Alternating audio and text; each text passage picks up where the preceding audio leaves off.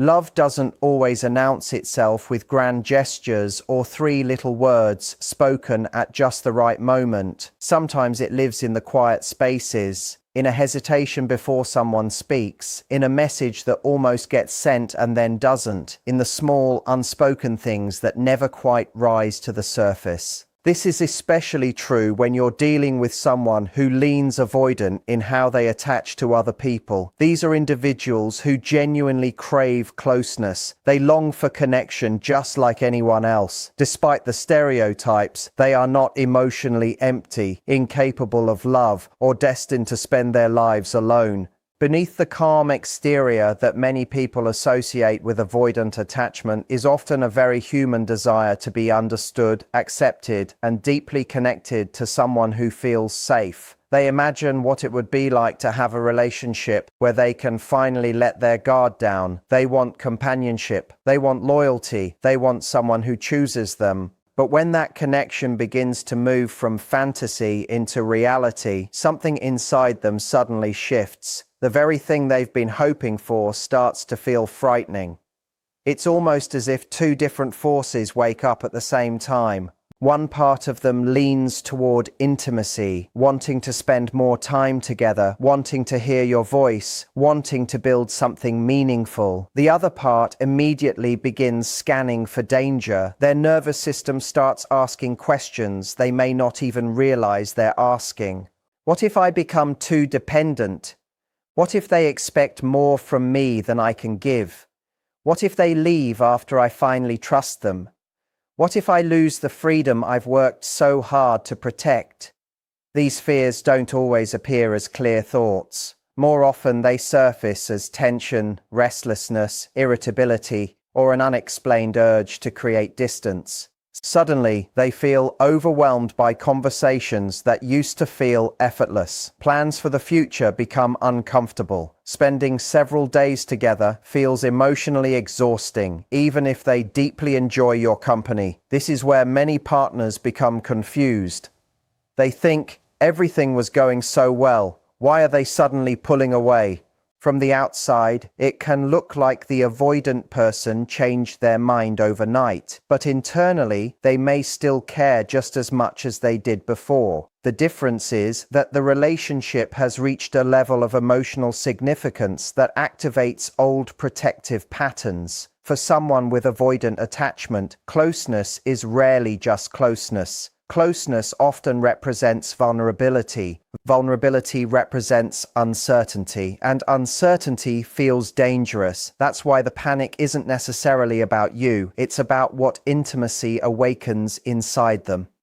Many avoidants grew up learning, consciously or unconsciously, that relying on other people came with emotional consequences. Perhaps their feelings were dismissed, their needs were criticized, or affection was inconsistent and unpredictable. Over time, they adapted by becoming highly self-reliant. Independence wasn't simply a personality trait, it became emotional survival. Years later, when someone genuinely loves them, those old lessons don't disappear. Instead, they quietly whisper, "Don't get too attached, don't need them too much. Stay in control."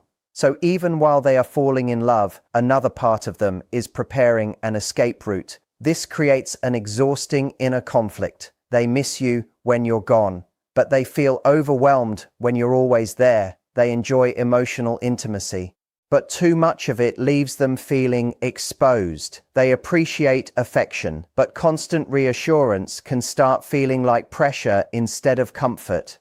None of this means their feelings are fake. In many cases, it means their feelings have become so important that their protective instincts have switched on. Ironically, the people who matter most are often the ones who activate the strongest fears. This contradiction explains why avoidants sometimes send mixed signals. One day, they're warm, affectionate, and fully engaged. The next day, they seem distant, distracted, or emotionally unavailable. To the other person, it feels inconsistent and confusing. To the avoidant, it feels like they're constantly trying to regulate an internal alarm system that keeps mistaking intimacy for danger. The tragedy is that they often don't want to create this distance. Many avoidants notice themselves withdrawing and don't fully understand why. They may tell themselves they just need space, that something feels off, or that the relationship is moving too quickly. Sometimes they even convince themselves they've lost feelings, only to realize later that the feelings never disappeared. They were simply buried beneath fear. This is why breakups involving avoidance can be especially complicated. Once the pressure of intimacy is gone, their nervous system finally relaxes. The fear quiets down, and suddenly they're able to feel the love, appreciation, and loss that had been hidden beneath self-protective instincts. What seemed confusing during the relationship becomes painfully clear after distance has already been created. Healing begins when they slowly learn that closeness doesn't automatically mean losing themselves, that depending on someone isn't weakness, that vulnerability isn't surrender, that healthy love doesn't demand perfection or constant performance. It allows both people to remain individuals while building trust together. When that shift begins, the panic gradually loses its grip. The internal tug of war becomes quieter. They no longer have to choose between protecting themselves and loving someone. They begin discovering that real intimacy isn't a trap waiting to close around them. It's a space where independence and connection can exist side by side, allowing them to experience the very closeness they had been longing for all along. Vulnerability doesn't feel like intimacy to them. It feels like exposure. It feels like standing in the middle of a storm without armor, hoping no one notices where the cracks are. To many people, opening up creates closeness. To an avoidant person, opening up can feel like handing someone the map to every place they've ever been hurt. That's why what looks like emotional distance on the outside is often a complicated form of self-protection on the inside. They are not always running from love. More often, they are running from what love awakens inside them.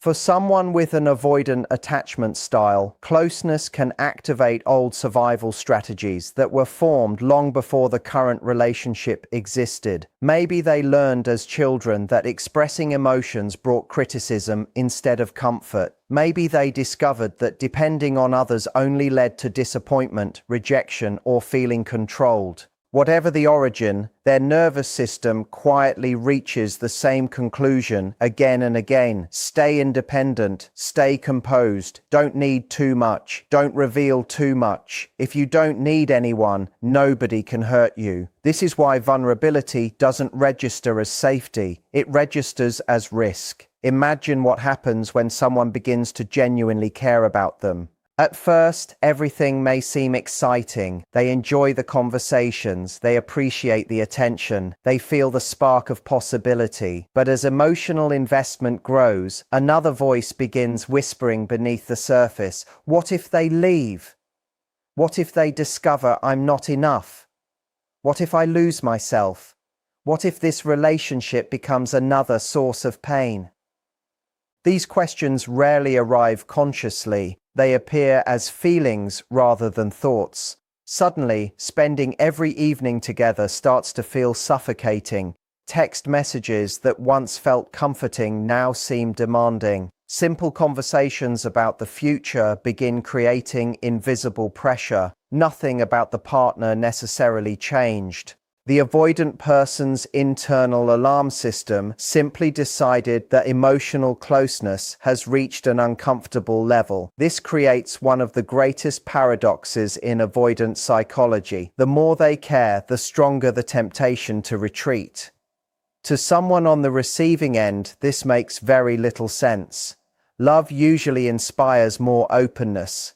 For the avoidant person, love often activates fear alongside affection. Their heart moves forward while their protective instincts pull backward. They can genuinely miss someone while simultaneously feeling relieved when they're alone. They can deeply value a relationship while feeling an almost irresistible urge to create distance. That contradiction confuses both partners.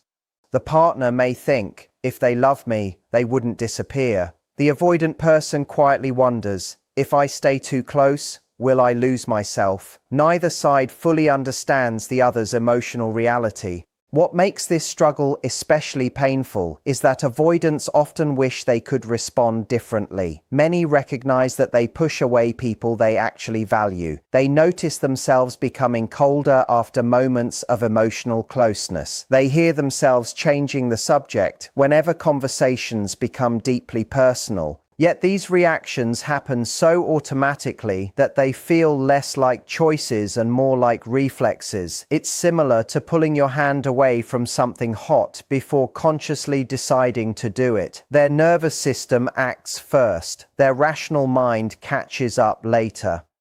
This explains why many avoidants become surprisingly affectionate after distance has been restored. Once they no longer feel emotionally overwhelmed, their capacity for warmth often returns. They send thoughtful messages, they remember details, they become playful again. From the outside, this inconsistency appears manipulative, but internally it reflects the constant balancing act between connection and emotional self-preservation. Love becomes an exhausting cycle. They move closer. Fear grows, they create distance, the fear settles, longing returns, then they move closer again. This cycle can continue for months or even years if neither person understands what is happening beneath the behavior. Another hidden struggle is that avoidants frequently confuse emotional intensity with losing control.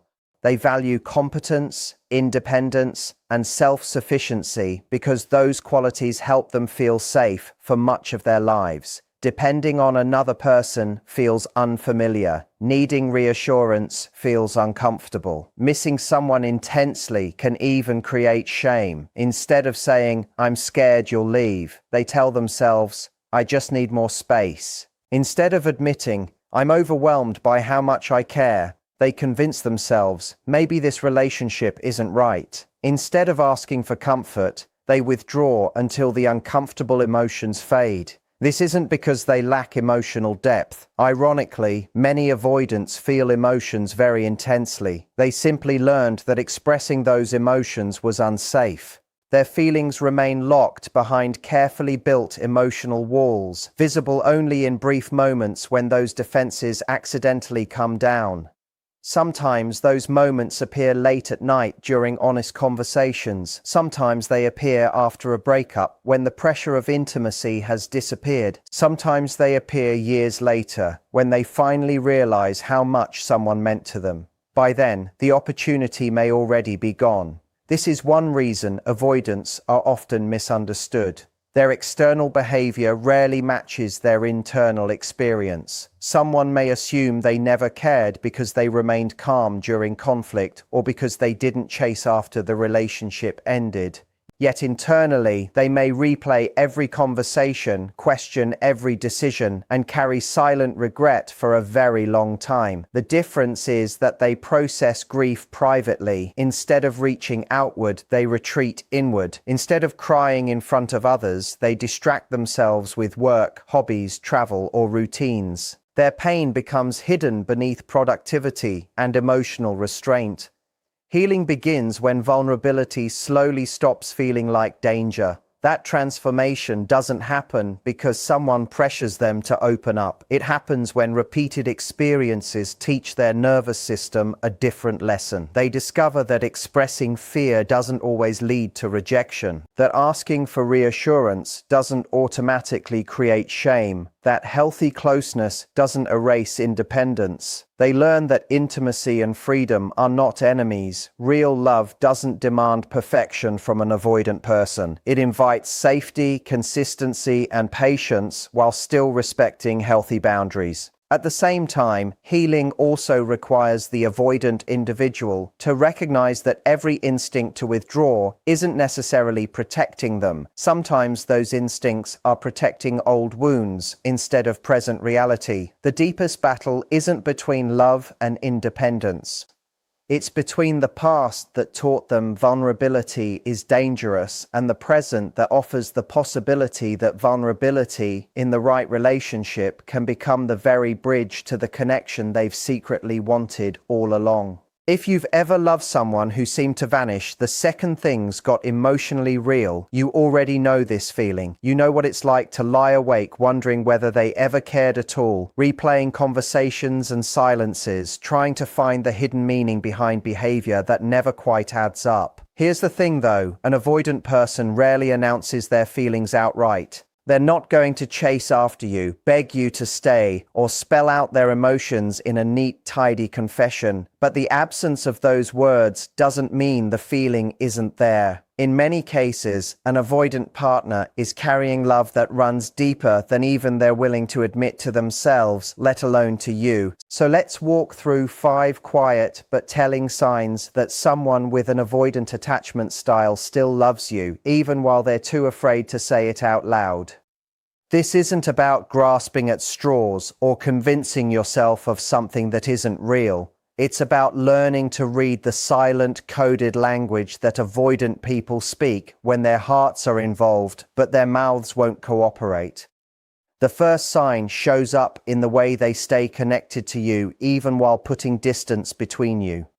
Avoidant people have turned creating space into something of an art form, but here's the detail worth paying attention to. Even when they pull back, they rarely disappear completely. You might notice they've stopped following you on social media, yet somehow they're still watching every story you post. Maybe the texting has dried up, but they haven't gotten around to giving back that hoodie you left at their place months ago. They might steer every conversation away from anything emotionally heavy, and still, out of nowhere, they'll bring up some tiny detail about your life that you never expected them to remember or care about in the first place. That lingering thread is their way of quietly saying, "I haven't stopped caring," without ever having to say those words directly. Because closeness overwhelms them, they manage their feelings by keeping you at a safe distance. But notice, the connection is still there, just stretched thin instead of severed. You might feel like they've checked out entirely, but in reality, they're often still present in the background, watching from the sidelines, hoping you haven't forgotten about them either. When someone with this attachment style has truly moved on, they tend to cut ties cleanly and completely. But when the feelings are still alive, that invisible thread stays intact, even if it's hidden behind long stretches of silence. The second sign is a little more subtle, and it requires you to look past what they're saying and pay attention to what their face is doing instead. Avoidant people are remarkably skilled at shutting down outwardly. They might say things that sound dismissive or detached. They might come across as indifferent, even irritated by your presence at times. But here's the paradox. The stronger their feelings actually are, the harder they tend to work at burying them. Because to someone with this wiring, being vulnerable feels equivalent to being unsafe. There's one thing, though, that tends to slip past their defenses, no matter how hard they try to control everything else, and that's their eyes. Watch them closely when they think you're not paying attention. There's often a softness there, a kind of longing that their words never admit to.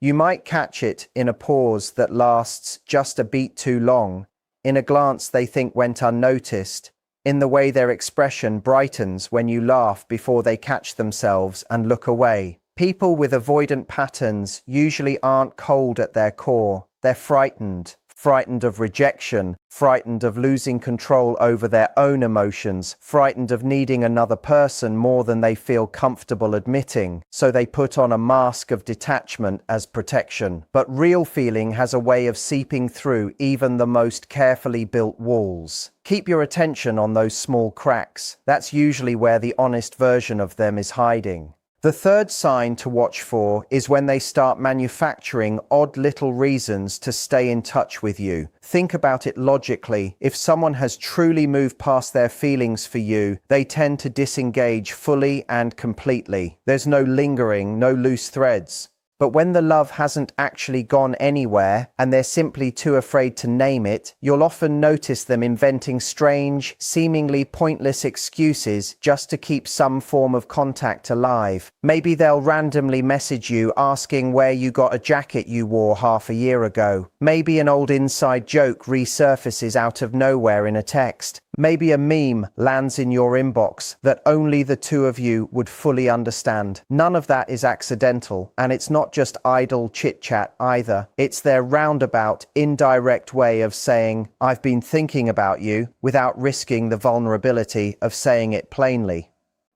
They're afraid that if they express themselves too directly, they'll either scare you off or open themselves up to rejection. So instead, they approach sideways through low stakes, seemingly casual moments, quietly testing the waters to see whether it still feels safe to care about you.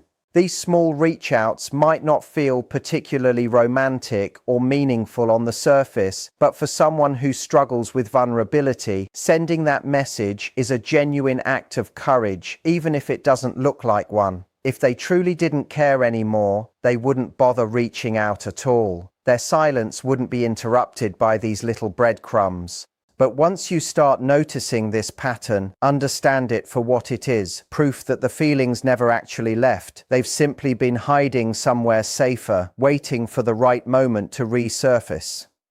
The fourth sign tends to show up as jealousy that they'll go to great lengths to disguise. Jealousy might be one of the most reliable emotional giveaways for someone with an avoidant style. They may never openly admit to having feelings for you, but the instant they sense you getting close to someone new, that underlying fear of losing you tends to crack right through their composure. You might pick up on subtle shifts. Maybe their replies suddenly get faster, or they start casually fishing for information about who you've been spending your time with lately. Perhaps they make offhand jokes about the person you've mentioned, or subtly minimize them in conversation. On the surface, they might act unbothered, even amused, but underneath that calm exterior, there's usually something churning. The reason comes down to control. Avoidant people want love in their lives, but they also need to feel like they're the ones steering it.